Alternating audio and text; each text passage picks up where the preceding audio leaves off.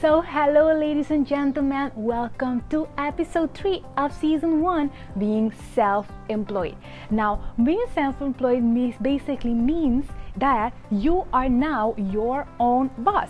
Let's take an example that you own a restaurant and you are the chef that cooks in that restaurant. So if you are not present there at the restaurant, your business will not continue growing. So that's basically being self-employed. If you're not present at your business will not grow and you will not get an income. Now, 35% of the population falls in this category. Now, there are some good and also bad things when you work for yourself. Let's start with the good part. Well, number one, you can decide your own schedule. You decide when you work and when you take vacation. You can do your own schedule. Now, another good thing of working for yourself is that now you can decide your income. You don't have income limitations. And another good thing I want to share with you is you don't have development limitations. So you can develop yourself in how many areas that you desire. Now, some of the bad things when you're working for yourself are, for example, a reliable paycheck. You don't have a reliable paycheck. Now, another thing is regular fixed hour. You don't have this either. Why? Because some people, when you're working for themselves, they work even more than 8 hours. And now the last one is discipline. You have to discipline yourself. And now I know this is not really a bad thing, but some people just don't like discipline. But in being self-employed, you have to discipline yourself. Now, ladies and gentlemen, I know that locally we have a lot of great talents and many people who one day would like to start their own brand and launch it. And now I interviewed a beautiful boss lady who launched her own cosmetic brand here on the island, and I would like you to check out this interview. So, ladies and gentlemen, we are here at the studio of a person who just launched her new brand. So I would like to introduce you to Ryana. So Ryana, thank you very much for having me in your studio. Thank you for having me. And congratulations for your new brand. Thank you. Now, I would like you to tell us a little bit of you and also of your new brand, Escape Cosmetics. Okay. Escape Cosmetics is actually a brand of mine since when I was young, when I was used to model. So probably 10, 12 years ago, I started Escape, but I used to sell handbags and makeup from other brands. Okay. My clients used to tell me like, hey, when are you coming up with your own lashes or your own products? So I was like, maybe they're right. I should do that. So I tried to invest in my own brand. I started the official Escape 2 years ago. Okay. Yes, nice. 2018. But I did stop like a year ago with it because I didn't felt like the brand represented who I am right now, who I've grown to be. And right now I actually want to inspire people through beauty. Yeah, so that's what my brand stands for. Nice. I want to inspire people through beauty and take them on my journey, like what I've accomplished and everything that is actually business related, or quotes. I love quotes. Okay. Like I love to motivate people, so that's my brand. That's beautiful. And what's the official day that you launched Escape Cosmetics?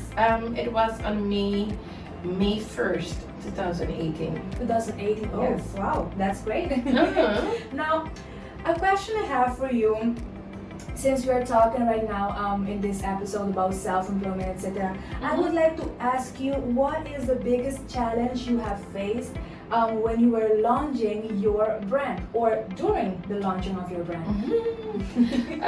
One of my biggest challenge or I think, let me say, right now, one of the biggest challenges that That you have? yes, that I've experienced. Okay.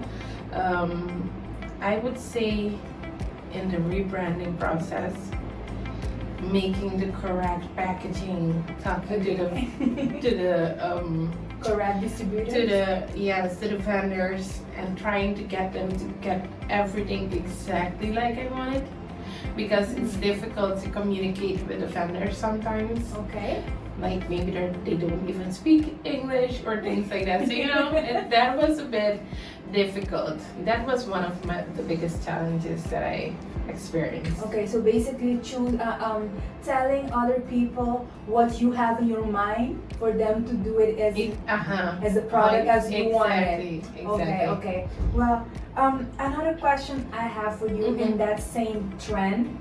Do you think that being local or living on an island affected your brand in a way? Yes, I really do. In what way more likely? I would say in a lot of opportunities that you would get when you live in, let's say, United States. There's a lot of vendors out there, so it's easier for you to communicate with them if you would be living out there. Yes, international. And the other thing is that social media right now is really strict, or that's like a boundary from where they accept, like reels. Reels is something new on social media. Oh yes. Reels is something new, but we don't get it here on the island. It's not possible for us to have shops on Instagram yet. Yes. So it's really restricted if you live on an island like us. It's really difficult. Yes. So it holds you back kind of, but you have to do like double the work. But I actually admire your courage to do it, and I'm seeing that basically a lot of people that I have on my social media are already using your brand. Yay! So you are accomplishing big things. Yes. Now, what would you recommend someone maybe that is watching right now that would like to start with their own brand? What would you recommend them to do?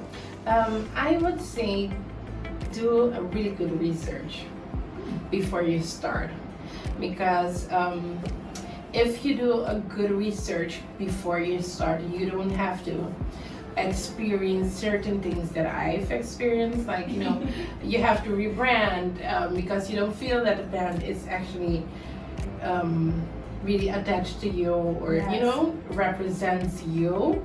I would say do really good research on vendors, quality of the products. Really good research. That is really important. So you heard, make a very good research is very important, very crucial. Yes, it is. Now, lastly, I would like to ask you, what should we expect of cosmetic beauty in Escape Beauty? In the future? I would say expect a lot of big plans, big things actually, because I envision Escape as a really big beauty brand, maybe in Sephora, Douglas. Nice. I kind of see myself going really far internationally. Yes, fancy. Someone is going far. Yes. Well, I'm so glad that I got the opportunity to ask you these questions and got the opportunity to get you also on this interview. So thank you very much, and keep doing amazing stuff. Keep inspiring people by your brand. Thank you. And hoping that you will reach places, as they say. Amen. Okay, so people, this was it for this episode. I hope that you found something again for yourself, and don't forget to like this video, share it with a friend, and don't forget to subscribe to my YouTube channel. Okay, so keep developing yourself to uncover your red crown. Okay, bye. Bye.